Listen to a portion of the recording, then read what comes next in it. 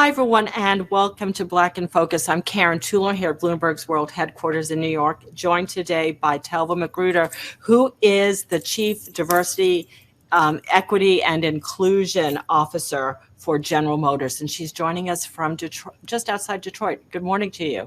Good morning, Karen. Thank you for having me. Great to talk with you. We have so much ground to cover. Pardon all puns, but I won't be able to resist saying ground to cover and driving in the right direction. GM has about 84,000 employees globally. You've been in your role since around 2016. You've been with GM in more of an engineering capacity since 1994. GM says one of its goals is to become the most inclusive company in the world, which is a really ambitious goal, and we like ambitious goals. I reckon that your DEI role has changed since 2016, and certainly since the racial reckoning of about a year and a half ago. How is the DEI role defined at GM, and what do you and your team do to make change happen? It's a wonderful question. GM is a huge global company, as all of you know, and we have about 164,000 employees in 400 locations throughout the country, and we have morphed and changed over the years, and certainly since last year, since the racial awakening that occurred in the country, we have taken a look at our long-standing diversity and inclusion initiatives and said, you know what, we can do more. We had already, as a company, been focused on inclusion, have been working on understanding how to improve inclusion in our company. And after the events of May 2020, we did set the aspiration to become the most inclusive company in the world. And so what does that mean for me and my role? What that means is that we are working consistently and diligently to integrate inclusion, equity, and diversity in everything we do throughout the business. In order to meet that aspiration, we need not only our leadership team, but all of our really highly talented employees to be in on inclusion. And what that will allow is it will allow us to create a strong, high-performing team as we work to change the automotive industry. And so the big thing that's changed is that we're rethinking what inclusion, equity, and diversity mean to us, and how it will help our team members, come to work and be their best possible selves every day so that we can deliver on the future of the automotive industry. Well, so I do want to delve into that because there's so many different types of diversity. There's transportation, equity. We can talk about supply chain, but let's first talk about those employees. You said that you've had some programs that existed before a year and a half ago. What's one or two of those programs that you've looked at and thought, we can retool this a little bit to get further along? Yeah, absolutely. We've had relationships. I'll take an example. We've had relationships with historically Black colleges and universities for many years, and we have been focusing on a couple of key HBCUs that are aligned with the skills and talents that we utilize at General Motors. And when we step back and looked at it, we've known for a little while, hey, we can do more. And we have been doing so through engagements with organizations like Career Communications Group and Women of Color and Technology Awards and Black Engineer of the Year Awards, which are very closely tied to HBCUs. So we've been expanding our reach that way, but we realized we could do more. We started conducting webinar series that were created specifically for students at HBCUs to share with them what we're doing at General Motors so they understand a lot more about us. Decreasing that barrier where, students at HBCUs may say GM's not interested in me. So went straight to the students, brought our team members of a very diverse group of team members to spend time with them, built relationships with the deans in several universities so that the deans understand more about us and can help us understand how we may share webinar information that's great for the students. And that program has increased to multiple universities because it's been so well received. And so that's one of the key things that we've done to lean in and help students learn more about us and help us learn more about them. So Yeah, I was looking because there was a question I was going to have further down the road. But when you're looking at students from historically Black universities or any university, are you providing the type of feedback that's saying, these are the types of jobs that we're going to be interested in now and in the future? And um, are you helping the schools and the students understand the types of curriculum that might be needed? Is that exchange of information happening? Exactly. Yes. And that's exactly one of the things we were achieving through the webinar series. But we also do that in many different ways in terms of our Hmm. talent acquisition and talent outreach. That talent outreach comes not only from our talent acquisition team, but also from our business units and business functions to go to the students to help them understand, hey, this is who we are, this is what we're looking for, and this is where we're going. Because at GM, we believe in looking ahead. And Hmm. so we want the students to have the ability to look ahead as well. And that can also and is also applied to experienced talent. Right. One of the things we're really focused on is helping people understand us better. And not only the headline of what we're working on, but the detail of what we do and how we do it and how we want to learn to do it better and how their talents coming to us can help us do that. We were talking before we started our live conversation about just how much the pace of change. Um, you've been, at GM since 1994. I'm sure there are many workers who are or mid-tier who've been there a while as well. How are you also shopping internally? Are you looking at your internal staff when you have open positions where you have growth areas and saying, hey, you know what? It's almost like shopping out of your closet. We might have the talent right here. May have people who haven't thought that they can apply these sets of skills to this job. And I think that's often pertains to women who think, unless we're 100% at something, we don't raise our hands. Is Yes. that happening? Absolutely. And really, a lot of people think of the question you just asked as a question about, simply talent. Some in a diversity, equity, and inclusion lens may look at it as a question of diversity, but it's really a question of equity. It's really a question of do we have processes and systems that are set up to make sure that we're giving our existing talent the opportunity to grow into their best possible future? And I'll tell you, we're absolutely focused on that at GM because we understand that, learning and skill is acquired on the job. But Mhm. not only that, we have to have intention on helping team members grow in ways that they may not even imagine. And so it's this idea of creating the best possible future for team members and making sure our leaders are developed such that they can have conversations with our team members about what is their passion, make sure we clearly understand all of their skills, not just the ones they're using in their current job, and then match those with work needs throughout the business. And so we have over the last year or so really inserted some new approaches into our talent development processes that are Yes. being well received by our team members. So what would some of those processes be? And then also, how do you hold those managers accountable? Yeah, so an example of a process that we've recently released and that we're moving through our organization is called talent spotting. And talent spotting is very focused on teaching our people leaders how to work with their team members to understand what I was just talking about, Mhm. understand their passions, understand their skill sets and competencies, and then match that to growth opportunities in the company. And in terms of accountability, we have many ways that we look at, how well our leaders are leading in the business. We Mhm. have surveys where they get input directly from their team members. So, 180 feedback surveys and things like that. We also have employee engagement and inclusion surveys, which help us measure not only how our entire workforce is feeling about engagement and inclusivity in our company, but also they give us insight into how the leaders are doing. And we have processes that allow us to take that information and circle back and work with the leaders in the organization when we see areas for improvement, either by business unit or by specific leader.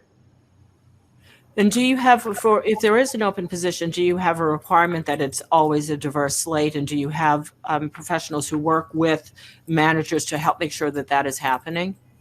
Yes, absolutely. Our talent acquisition team is a strategic asset, frankly, for General Motors. And our talent acquisition team has worked really hard to develop not only strategies, but technologies and tools for our talent acquisition team members to use to the, broaden the lens of Mm-hmm. potential talent to come into the company. And when we do that, when we open the aperture for potential talent, that enables us to bring forth diverse slates to our business units for job openings that Mm-hmm. exist. And so we have a really rigorous process for that. And it gives the hiring managers opportunity to choose from, high quality talent that is very diverse. And then we proceed with the interview process and things like that with good judgment on equity and bias. I just want to run through some numbers. In the U.S., at the executive and senior executive level, at Bloomberg, we've been doing this a corporate accountability tracker since the racial reckoning to see how companies are performing, and GM participates. And according to our data, we have that 68% of the execs at senior level officials are white males, while your peer average is around 71%. Black of any gender is around 4.2%, and the peer average is about 2.4%. And when we look at mid-level managers, 77% white, all genders. Industry average is around 80%. And for Black, we have 8.1%, where the industry average is around 6.7%. So trending better than your peers, but still certainly a ways to go. Is the answer really just what we've been talking about, going to those historically Black colleges, looking internally and making sure that you're tapping into existing talent who may not realize that they have the skills, that they may not realize that they could actually do this, opening managers' eyes to say, as you said, your aperture, look a little bit beyond your usual identified people for roles that are opening up. Is there anything, is there part of the company or even externally, is there another company that you look at and you go, this is the right mix? Is there something that's working particularly well for you all? I love this question for so many reasons. We certainly are committed to continue to do the work, right? We're on a journey to be the most inclusive company in the world. And when I think about that, I think that is literally the most important thing for us to do in order to ensure that as we bring in diverse talent and as we shepherd the talent that we have in our business, we will have sustainability in the statistics that you see there, right? And we'll have growth. So a way that I like to talk about it at General Motors is inclusivity has to lead, and that's underpinned by equity, and that is what will allow diversity to stick. And when I say diversity sticks, what I mean is our diverse talent, our Black talent, as they are brought into our company, they are allowed to perform at their best from the moment they arrive and throughout their career. And what that does is it enables, the diversity of the company to grow and flourish in a way that is natural and in a way that takes advantage of the work we're doing all the way through the employee experience. Okay, so that's most important, that we do this work on inclusivity so that it becomes a lot easier and we decrease the amount of energy that it takes to do the work of talent acquisition and fantastic hires and fantastic development, because we'll be thinking about that work in a different way as we mature in inclusivity. How much has COVID been just yet another thing to think about? We've been reporting on, attrition, on the difficulties of people or families who have dependents, whether they're children or seniors or other members of their household who need extra help. we're hearing about the Great Resignation. We're hearing about this interest in some Black talent. How has COVID affected how you look at just the very nature of work and what people's expectations are around work? Yeah, one thing that we've seen with COVID, and there's been so much, but one clear thing that we've seen with COVID is that team members step back and think about their lives, and they step back and think about the fragility of life, and they think about their day-to-day work and what it's like for them and their ability to balance their family and their work life and things of that nature. And we know in the Black community that team members that have had the opportunity, and this is outside of General Motors, this is overall in general in let's say corporate America, team members that have the ability to work at home have tended to appreciate that a lot more, honestly, than maybe some that are not in the Black community, because their ability to collaborate has improved generally, based on some research that's been out, and their ability to avoid microaggressions and things like that has increased. So at GM, what we're focused on is making sure that our Black team members understand that, number one, we value them, raising their voice in the community. We have a fantastic African ancestry ERG that is just absolutely on fire right now.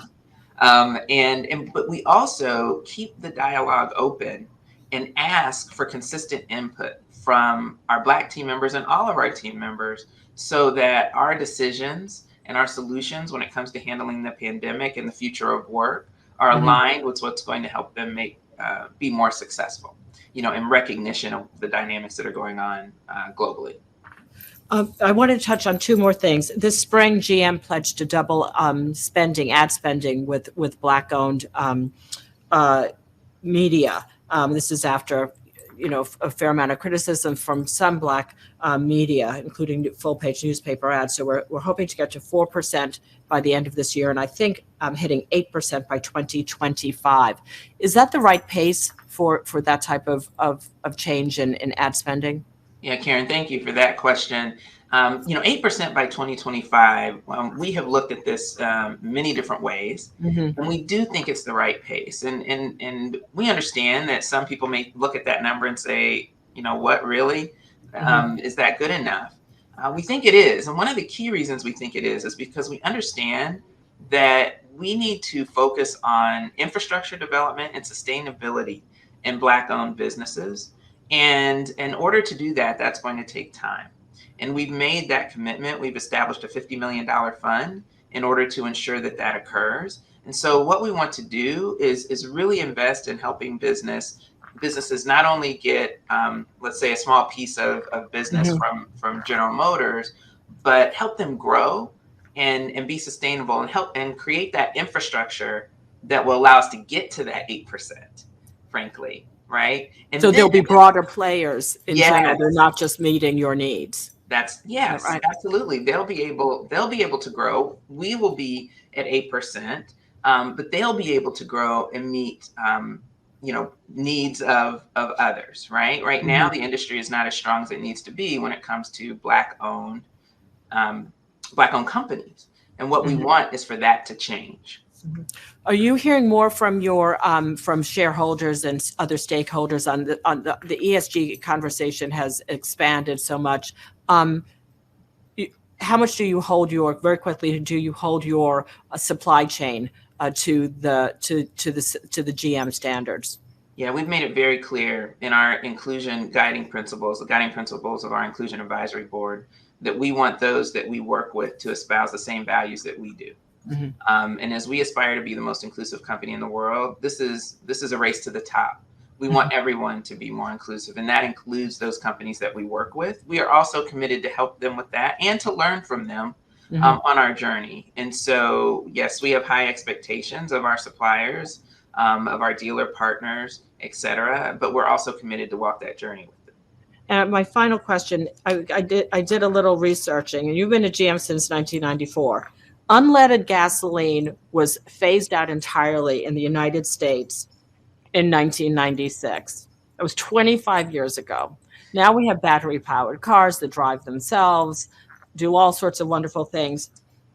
And this relates to your employee base as well and your customers. If we were both here 25 years from now, God willing, what are we going to be talking about? What are the skills? What is business going to demand? What are consumers going to demand? We've gone to the heavens in spacecraft with less technology that's in the average low end car. What does the future look like? Oh, that is such a fantastic question. And for an engineer and a a science buff, I'd love to answer that question. The future is going to be so much more responsive to the needs of people and to the needs of community than it ever has been before. I think the future is going to be adaptable. And we talked a little bit about how at General Motors we're changing and improving and innovating faster than we ever have before. And we need to, because in the future of work and in the future of society, people are going to be more amenable to change and will expect it. And so it's hard to say exactly what the future of mobility looks like, but we do think it'll be service-based. And GM is going all in on software and services. And what I'll say as the Chief Diversity, Equity, and Inclusion Officer is that I am absolutely convinced that the future of mobility will be putting people, first in terms of safety, in terms of quality of life, and in terms of their people's ability to be with their families. Because that's what people are valuing more and more every day. And so we're looking at a future of zero crashes, zero emissions, and zero congestion at General Motors, which will improve people's lives. And we'll do that however it takes. Telva, that's going to be it.